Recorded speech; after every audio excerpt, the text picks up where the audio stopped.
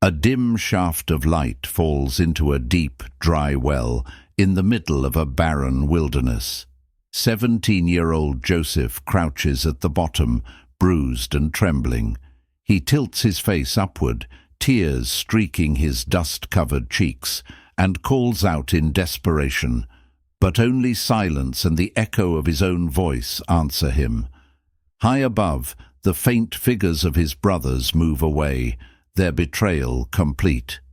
In this heart-stopping moment of isolation and fear, Joseph is utterly alone, abandoned by the very family he trusted. This was not how his story was meant to go. Just days earlier, Joseph had been a beloved son wearing a special robe, dreaming of greatness. Now he's trapped in darkness, seemingly forsaken. Yet, unknown to Joseph, these darkest moments are the first steps of a larger divine plan. The camera lingers on Joseph's anguished face as we fade out, leaving us with a burning question. How could such betrayal ever lead to anything good? The scene shifts to green hills in Canaan, under the warm morning sun a few days earlier. Laughter and the bleating of sheep fill the air around Jacob's encampment. In the foreground, Joseph, a teenage boy with bright eyes and a confident smile, stands proudly in a long-sleeved tunic shimmering with many colors. This ornate coat, a gift from his father Jacob, marks him as the favorite son. Nearby, his older brothers pause their work to shoot resentful glances his way. They see not just a brother, but a daily reminder of their father's unequal love. Oblivious to their simmering envy, Joseph excitedly shares a strange dream he had. He describes how, in his dream, 11 sheaves of wheat, just like those his brothers were bundling in the field, bowed down to a single upright sheaf, bowing down to him. As Joseph speaks, his hands gesture animatedly, and his youthful face glows with innocent enthusiasm. But his brothers' faces darken. Anger and jealousy twist their expressions. To them, Joseph's words are unbearable arrogance, the pampered younger brother claiming he will rule over them. Joseph has a second dream and eagerly tells it as well. This time the sun, moon, and 11 stars bowed to him. Even Jacob, their father, gently rebukes Joseph for this bold imagery. Yet Jacob can't dismiss it entirely. He ponders if there is a deeper meaning behind his son's vivid dreams. The brothers, however, have heard enough. In their hearts, a dangerous seed is planted. Joseph's dreams, possibly messages of destiny, only fuel their hatred. Days later, Jacob unknowingly sets the fateful event in motion. He asks Joseph to check on his brothers, who are grazing the family's flocks miles away. Joseph, ever obedient, sets out across the rolling fields of Dothan wearing his colorful coat, unaware that each step brings him closer to danger. From afar, the brothers spot Joseph's silhouette against the horizon. The gleam of that multicolored robe makes it obvious who approaches. Their old resentment flares into rage. As Joseph nears, the brothers gather and whisper in heated tones. "Here comes the dreamer," one spits out, voice dripping with sarcasm. They hatch a wicked plan. What if they get rid of Joseph for good? Fratricide is on their minds, an unthinkable betrayal of blood, as they agree to ambush him. Joseph walks right into their trap. The moment he greets them, their faces harden. Rough hands seize him. Joseph's smile collapses into shock. He cries out, confusion and fear in his eyes, as they tear off his prized coat. The brothers, fueled by years of jealousy, overpower the teen easily. Together, they drag him toward an old cistern, a deep pit in the earth. Joseph's pleas fall on ears, deafened by anger. With one final shove, they throw Joseph into the pit. He lands with a thud at the bottom, the breath knocked from his lungs. Above, the circle of his brothers' faces peer down. Joseph's heart pounds. He can't climb out. The walls are steep and empty. Panic sets in. He begs for mercy, voice cracking, but the brothers turn away coldly. Sitting around the pit's edge, the brothers feel a grim satisfaction. Some wipe sweat from their brows, unsettled by what they've done. The eldest, Reuben, secretly regrets this and hopes to rescue Joseph later. But before he can act, an opportunity arrives that changes everything. In the distance, a caravan of Ishmaelite traders approaches, camels laden with spices bound for Egypt. Judah, one of the brothers, has an idea, a cruel, calculating alternative to murder. Why not sell Joseph, he proposes. This way they rid themselves of him without shedding blood, and even make a profit. In a twisted irony, Joseph's own flesh and blood decide to sell him into slavery. They haul Joseph out of the pit, ignoring his sobbing and struggling. For 20 pieces of silver, Joseph is handed over to the traders. The brothers watch as their terrified 17-year-old brother is tied behind a camel, his wrists bound with rough rope. Joseph's eyes plead one last time for mercy, meeting those of Judah and then Levi. But the brothers harden their hearts. In disbelief and agony, Joseph is led away, stumbling behind the caravan. Days later, under the scorching Egyptian sun, Joseph stands on an auction block in a bustling slave market. The vibrant city of ancient Egypt bustles around him. Merchants haggle, and the air is thick with heat and dust. Stripped of his fine robe and status, Joseph is now just another slave, hands bound, ankles raw from the journey. Fear and uncertainty well in his chest, but Joseph remembers the God of his fathers. In silent prayer, he clings to the hope that he is not forgotten. Among the crowd, an Egyptian official named Potiphar notices Joseph. Potiphar is the captain of Pharaoh's guard, a man of power. He eyes this Hebrew slave and sees something in Joseph's bearing, strength, intelligence, perhaps even a spark of nobility despite his chains. Potiphar purchases Joseph and brings him to his estate. There, Joseph is put to work.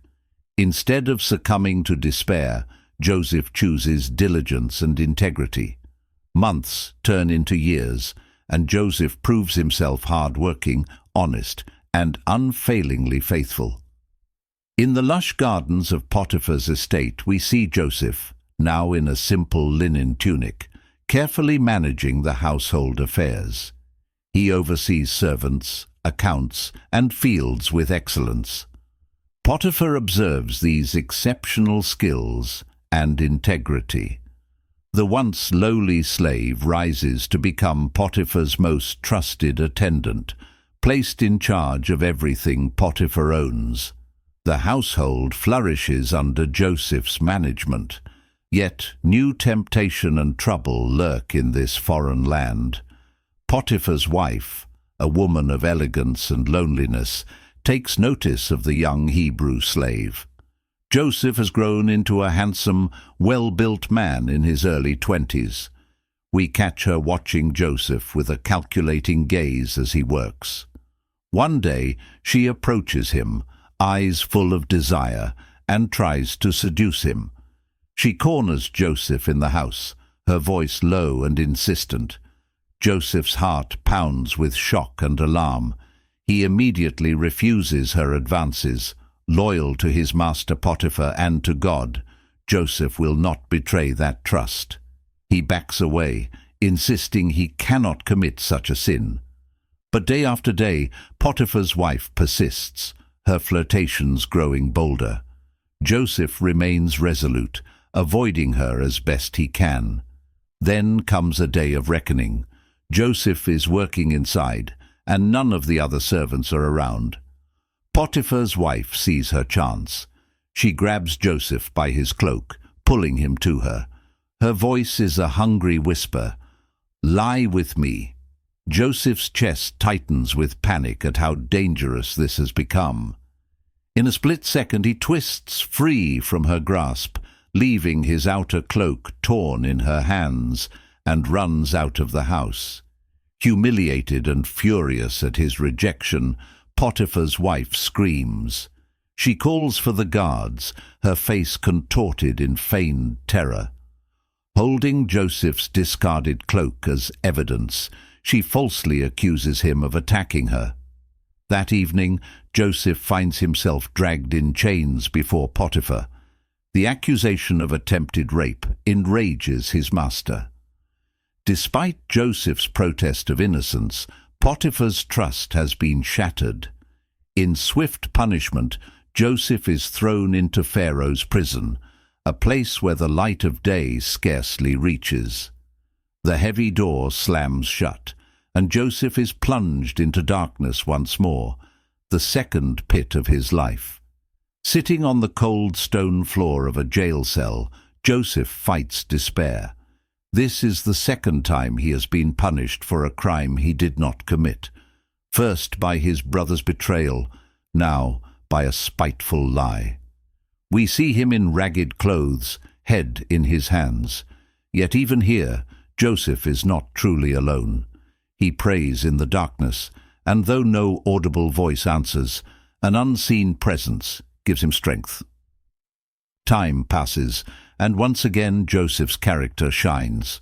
The prison warden notices that Joseph is wise and responsible. Soon, Joseph is entrusted with managing daily chores for the prisoners, effectively running parts of the jail. In these dank corridors, Joseph befriends two fellow prisoners, Pharaoh's cupbearer and Pharaoh's baker, who have been imprisoned due to royal displeasure. One night, each of these men is troubled by mysterious dreams. By now, Joseph knows something about dreams, not his own this time, but others. Seeing their distress, Joseph offers to listen. By God's grace, he interprets their dreams accurately. One man, the cupbearer, will be restored to his position. The other, the baker, will be executed. Joseph pleads with the cupbearer, "Remember me when you are free. I have done nothing to deserve this dungeon." The cupbearer nods earnestly. Events unfold just as Joseph foretold. Within 3 days, the prison doors fling open for the cupbearer, who is hurried back to Pharaoh's court and reinstated to pouring the king's wine. Joseph watches the cupbearer leave with longing, hopeful that his own deliverance might soon come. But days stretch into weeks and months, and Joseph remains forgotten in the prison.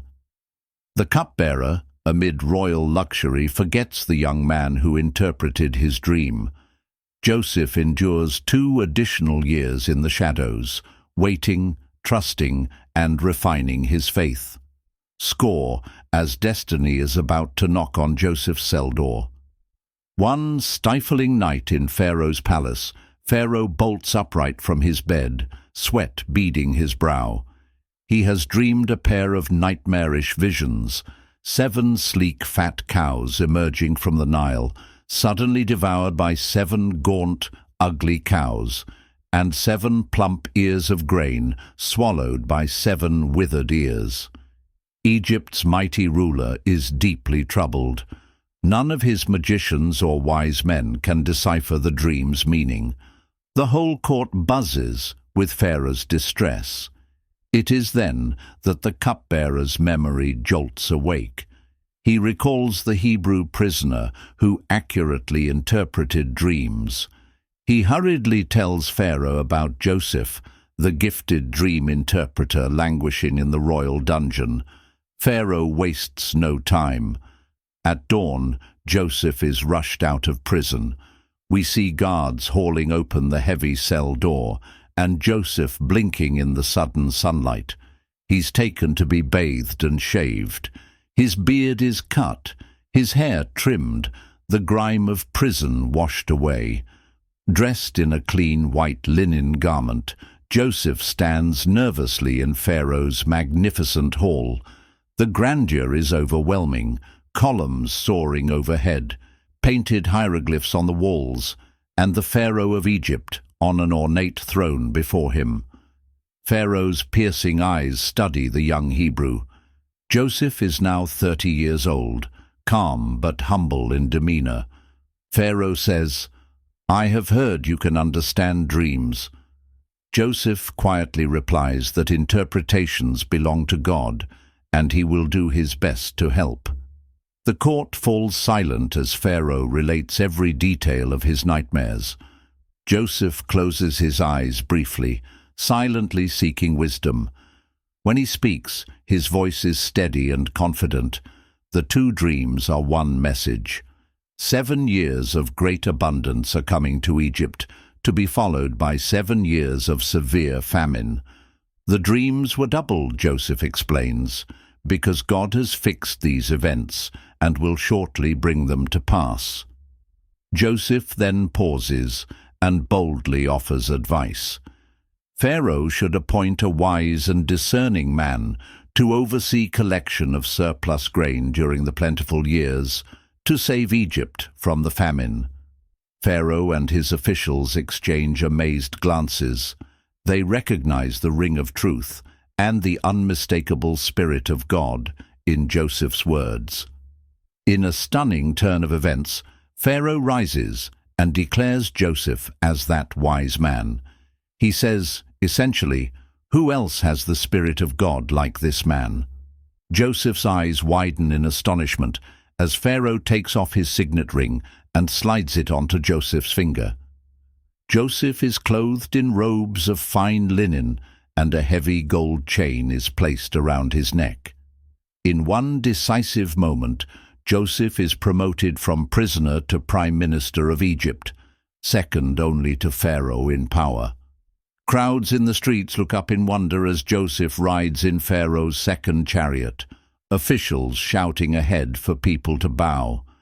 Joseph's heart is overwhelmed. This freedom, this honor, it's almost too much to absorb. Yet he knows it is God who has lifted him up, turning what was meant for evil into a greater good. The years of suffering have prepared him for this exact role. Joseph wastes no time carrying out his mission. During the 7 years of plenty, we see montage scenes of bountiful harvests, fields of golden wheat swaying, overflowing baskets of grain, Joseph inspecting silos filled to the brim. He travels throughout Egypt, organizing an enormous storage program. Under his guidance, grain is stored in vast granaries in every city, like sands of the sea in quantity. Joseph works tirelessly, a man with a purpose, determined to save lives in the coming famine. As predicted, 7 years of abundance sweep by, and then the skies change. Rain clouds vanish, the land becomes dry and cracked. The famine arrives, not only striking Egypt, but the entire region, including Canaan, where Joseph's family lives. Crops wither across the Middle East. In Egypt, however, thanks to Joseph's foresight, there are storehouses of grain. When people cry out in hunger, Pharaoh sends them all to Joseph. He opens the granaries and feeds the people. Joseph's administration literally keeps millions alive during a catastrophic famine. Back in Canaan, Jacob's family is not spared from the famine's grip. Jacob and his sons face empty plates and hunger pangs. Rumors reach them of grain available in Egypt. Desperate, Jacob sends his 10 eldest sons, keeping youngest Benjamin at home, to buy food in Egypt. A long caravan of gaunt brothers with donkeys makes the trek to the Nile Valley. They carry silver and the memory of a long-lost brother they assume is dead by now. In Egypt's capital, Joseph, now a dignified Egyptian governor, dressed in flowing white, linen and gold, oversees grain distribution. His hair is cut short in Egyptian style. Perhaps a signet of office hangs around his neck. Suddenly, 10 foreign men enter the great hall where Joseph holds audience. They are brought before him to request grain. Joseph's breath catches. He recognizes those faces immediately. They are his brothers. A rush of emotion floods Joseph. Shock, anger, love, and the memory of teenage tears. He composes himself behind the stern demeanor of an Egyptian official. In contrast, the brothers do not recognize this clean-shaven, powerful lord as the brother they betrayed decades ago. They bow low to Joseph, faces to the ground, presenting their request for grain. In that instant, Joseph recalls his boyhood dreams of sheaves and stars bowing to him. Those dreams are coming true, right before his eyes. Joseph's heart pounds. Here are the brothers who ripped away his coat and sold him. He could reveal himself at once, but something checks him. Have they changed? Do they regret their actions? Joseph decides to test his brothers. Speaking through an interpreter, to hide that he understands their language, Joseph addresses them harshly. His voice echoes through the hall. "You are spies. You've come to find our weaknesses." The brothers look up in panic and protest. They explain they are all sons of one man. Hungry brothers come to buy food.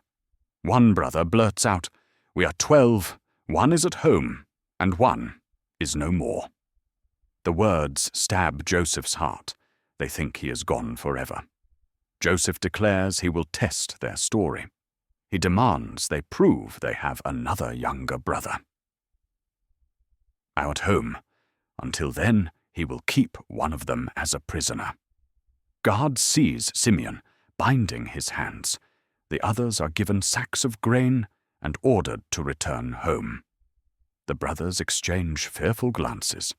Their worst secret seems to be haunting them. In an aside, they speak among themselves in Hebrew, not realizing Joseph understands every word. "Surely we are being punished because of what we did to Joseph," one says, voice trembling. "We saw his distress, his pleading, but we wouldn't listen."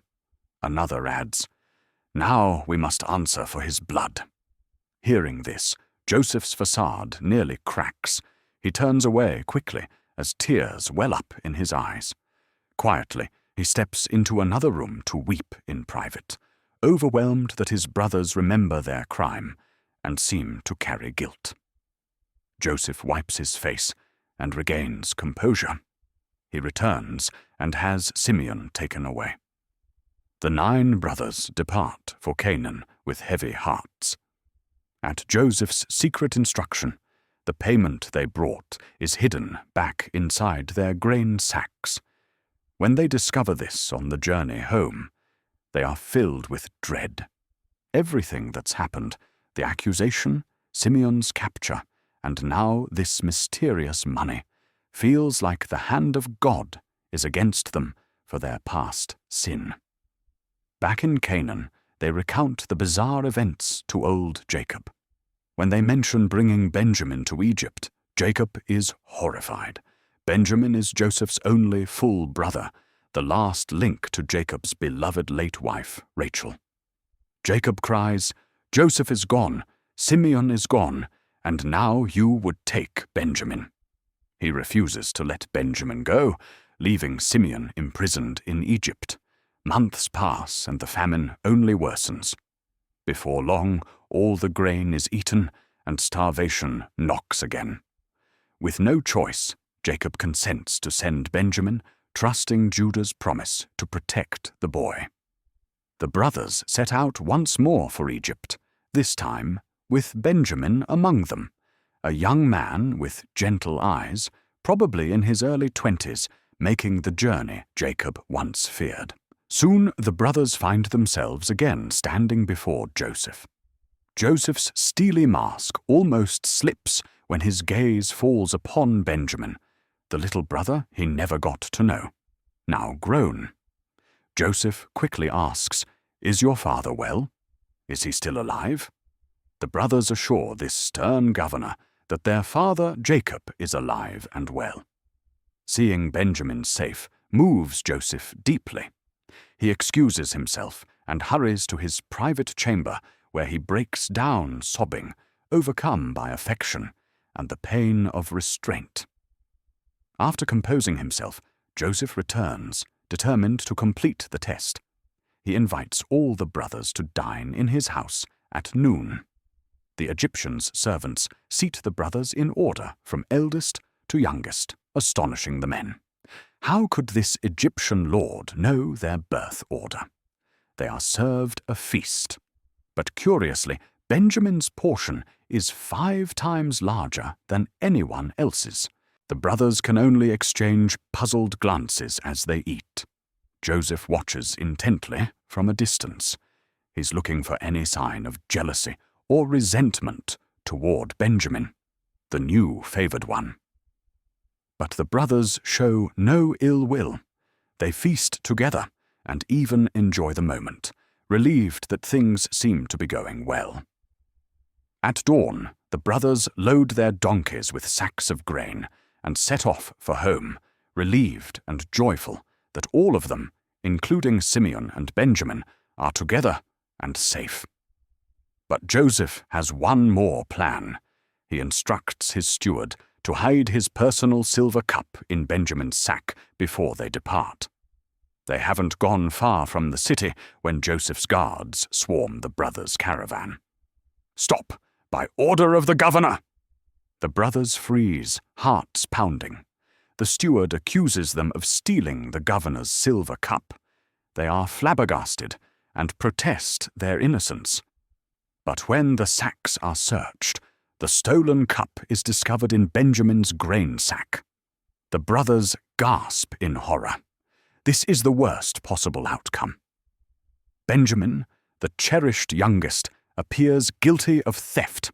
In an instant, their hope collapses. Tearing their clothes in grief, the brothers turn back, escorted to face Joseph's judgment. In Joseph's hall, the brothers fall to the ground before him, desperation etched on their faces. Joseph, maintaining his act, says sternly, "Benjamin will stay in Egypt as my slave for this deed. The rest of you may return home in peace."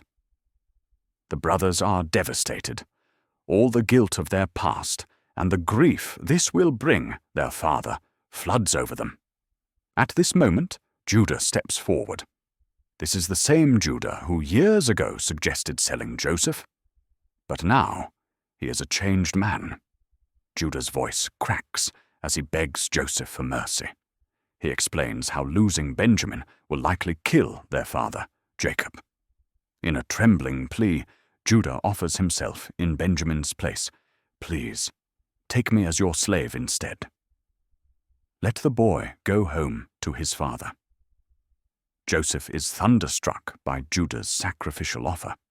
In this instant, he sees proof that his brothers have truly changed. Where once they abandoned their brother, Joseph, now one is willing to sacrifice himself to save another.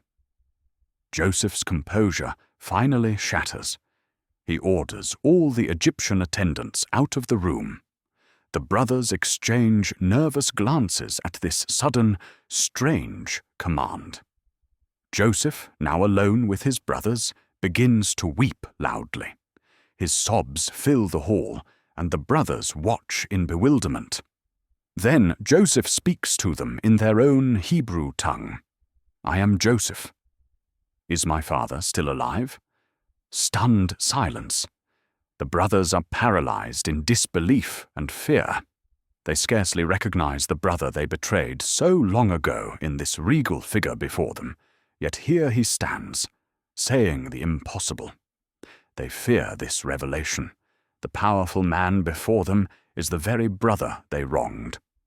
Will he seek revenge now? They shrink back, some unable to meet his eyes. But Joseph quickly calls them closer with open arms. His tear-streaked face is filled not with fury, but with compassion. One by one, he embraces each of his brothers. They collapse into a tearful group hug, voices overlapping with apologies and astonished cries of joy. Joseph's words tumble out. "Don't be afraid. Don't be angry with yourselves for what you did." His gaze is earnest and kind. "What you intended for harm, God intended for good." In that moment, the brothers understand that Joseph holds no grudge. Instead, he sees a divine plan at work, God's providence using even their past evil to save lives. This is the miracle of forgiveness and reconciliation. The family that was broken apart is being restored. News of this reunion reaches Pharaoh's palace. When Pharaoh hears that Joseph's long-lost brothers have come, he is pleased. Joseph has been a blessing to Egypt, and Pharaoh wants to honor him. Pharaoh offers the brothers wagons and supplies to bring their father and families to Egypt. Joseph, with a beaming smile, sends his brothers back home with abundant provisions, fine clothes, and an invitation for the entire family to live under Pharaoh's protection during the famine. As the brothers depart, Joseph calls out after them with a playful, forgiving grin, "Don't quarrel on the way," a gentle reminder of their new unity. In Canaan, the sons of Jacob rush into their father's tent with astonishing news. Joseph is alive. He is ruler over all Egypt. At first, Jacob cannot believe his ears. His weathered face goes pale. His heart has been broken for so long since losing Joseph. But when he sees the wagons from Egypt and hears everything, hope and joy flood Jacob's spirit. The old man exclaims, "Enough! My son Joseph is still alive. I will go and see him before I die." Soon after, we see a caravan of Jacob's entire household, sons, wives, little children, and all their belongings, making its way to Egypt. Joseph rides out in his chariot to the region of Goshen, eager to meet them. As the sun sets in golden hues, Joseph finally spots a familiar figure in the distance, his aged father, Jacob, frail in a wagon but determined. Joseph jumps down and runs. When Joseph reaches Jacob, he embraces his father tightly and buries his face in Jacob's shoulder, weeping for joy. Jacob's own tears dampen Joseph's fine robe as he holds his son, sobbing with gratitude. "Now I can die in peace," Jacob whispers, "for I have seen your face and know you're alive." It is a scene of pure redemption. The son once thought dead is miraculously restored to his father's arms. Jacob's family, 70 in all, settles in Egypt, in the fertile land of Goshen, as honored guests of Pharaoh. There, amid green pastures along the Nile Delta, Jacob's clan prospers even as the famine continues. We see a montage of family reunion moments, brothers introducing Joseph to their wives and children, Joseph meeting Benjamin's sons, even Joseph's own two small boys, Manasseh and Ephraim, being blessed by their grandfather Jacob. The wounds of the past are healing. What was broken is made whole. The brothers now treat Joseph with love and respect, not because he is powerful, but because they are genuinely reconciled. Forgiveness has mended their family. In time, the famine passes, and Jacob lives out his last days content, knowing his family is united and safe. After Jacob eventually dies, Joseph's brothers momentarily worry. Will Joseph now punish us without our father around? But Joseph reassures them with kindness and steadfast love. He has truly forgiven them, completely and forever. The brothers come to fully trust Joseph's heart. Once these men were divided by hatred. Now they are united by forgiveness. Joseph, in his elegant governor's attire, places a gentle hand on Judah's shoulder, the very brother who sold him, now forgiven and restored as family. What a journey it has been, from the pit of despair to the pinnacle of power, from slavery to salvation, from broken family to reunited hearts. Joseph's life is a testament to God's providence and sovereignty. Every step, even the painful ones, served a greater purpose. Betrayal and injustice, which seemed to derail Joseph's life, were transformed into the very means of deliverance for many. In Joseph's own words to his brothers, paraphrased for our ears, "You intended to harm me, but God intended it for good, to accomplish what is now being done, the saving of many lives." Through betrayal, God brought about purpose. Through suffering, God brought about promotion. Through forgiveness, God healed a family. Now consider what Joseph's story means for us today. It speaks to anyone who has felt betrayed, forgotten, or hurt. It challenges us to believe that even in our darkest hours, there may be a larger plan at work, that no suffering is wasted. Perhaps you are facing trials that you don't understand. Joseph's journey from prison to palace encourages us to hold on to hope and faith. The same God who did not abandon Joseph in a pit or prison is with you in your struggles, working behind the scenes in ways you cannot yet see. Joseph's story also delivers a powerful call to forgiveness and reconciliation.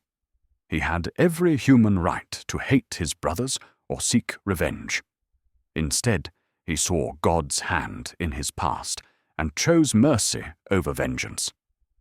Because Joseph forgave, his family was saved and healed. What about you?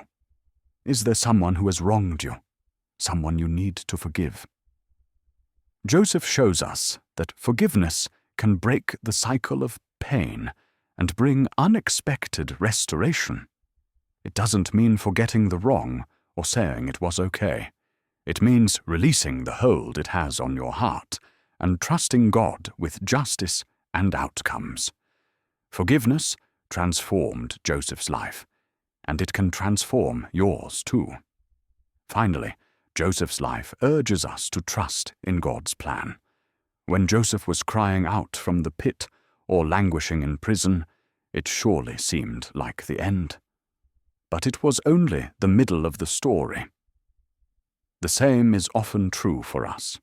We might be in a difficult chapter, but we haven't seen the ending yet. Trust that there is a purpose in your pain. Have faith that God can turn even the greatest evil against you into good for you and others. And dare to extend forgiveness, as Joseph did, so that redemption can have the final word in your story. Take a moment to reflect on your own life. Choose forgiveness where there has been hurt. Embrace hope where there has been despair. And if you found meaning in this story, consider exploring more of these timeless truths. Share Joseph's story with someone who needs encouragement today. Remember, your story isn't over yet. Just as Joseph's darkest days led to his brightest, your challenges can become your triumphs.